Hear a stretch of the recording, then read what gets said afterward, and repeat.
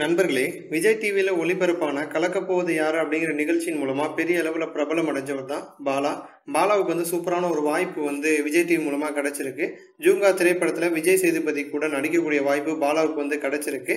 அதோட இன்னொரு முக்கியமான விஷயம் என்ன அப்படின்னா, பாலா விஜய் சேதுபதியோட ரசிகர். 2 வருஷத்துக்கு முன்னாடி காரைக்கால்ல சேது அப்படின்னு சொல்லிட்டு ஒரு ரசிகர் மன்றம் ஆரம்பிச்சிருக்காங்க. அந்த ரசிகர் மன்றத்துல பாலா ஏற்கனவே இணைஞ்சிருக்காரு. ஜூங்கா படத்துல விஜய் சேதுபதி கூட சேர்ந்து பாலா நடிச்சிட்டாரு. இது பத்தி பாலா என்ன சொல்றாரு அப்படின்னு பாத்தீங்கன்னா, இதை விட பெரிய ஒரு பாக்கியம் யாருக்கு கிடைக்கும்? ஒரு தலைவனோட படத்துல ஒரு ரசிகன் நடிக்கக்கூடிய பாக்கியம் எனக்கு கிடைச்சிருக்கு அப்படின்னு பாலா விஜய் சேதுபதியை பத்தி ரொம்ப பெருமையா பேசியிருக்காரு. அதோட மட்டும் இல்லாம ரசிகனை மதிக்க தெரிஞ்ச ஒரு மக்கள் தலைவன் தான் விஜய் சேதுபதி அப்படின்னு சொல்லியிருக்காரு. அதற்கு ஒரு உதாரணத்தையும் பாலா குறிப்பிட்டிருக்காரு. விஜய் சேதுபதி, டைரக்டர் கூகுள் எல்லாரும் காஃபி குடிச்சிட்டு இருப்பாங்க. அந்த சமயத்துல நான் பக்கத்துல போனேன் அப்படின்னா என்னை கூப்பிட்டு வச்சு, வாடா நீ ஒரு சிப் பண்ணிட்டு கொடு அப்படின்னு சொல்லிட்டு என்கிட்ட அவருடைய காஃபியை கூட பகிர்ந்துக்குவாரு. இந்த மாதிரி எந்த ஒரு பெரிய நடிகரும் பண்ண மாட்டாங்க.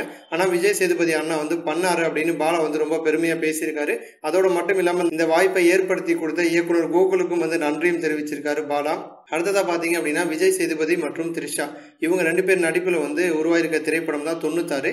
அந்த 96 திரைப்படத்தோட டீசர் ரிலீஸ் ஆகி சமீபத்துல நல்ல ஒரு வரவேற்பை வாங்கியிருக்கு.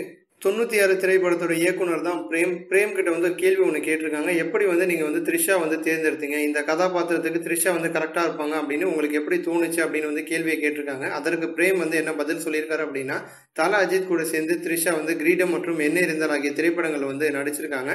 அந்த 2 திரைப்படத்திலுமே த்ரிஷா ரொம்ப சூப்பரா நடிச்சிருப்பாங்க. கதாபாத்திரத்துக்கு ஏத்த மாதிரியும் நடிச்சிருப்பாங்க.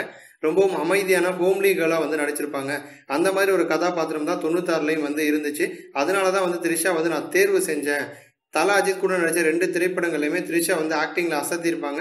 அதனால நான் செலக்ட் பண்ணேன் அப்படின்னு பிரேம் தெரிவிச்சிருக்காரு. இது போன்ற இன்னும் பல சூப்பரான சினிமா செய்திகளை தெரிஞ்சுக்க ரெட் கலர் பாக்ஸை கிளிக் பண்ணி நம்ம சேனலை சப்ஸ்கிரைப் பண்ணுங்க. கூடவே பக்கத்துல இருக்க பெல் சிம்பலையும் கிளிக் பண்ணி எங்களுடைய அப்டேட் செய்திகளை உடனுக்குடன் தெரிஞ்சுக்கோங்க. நன்றி.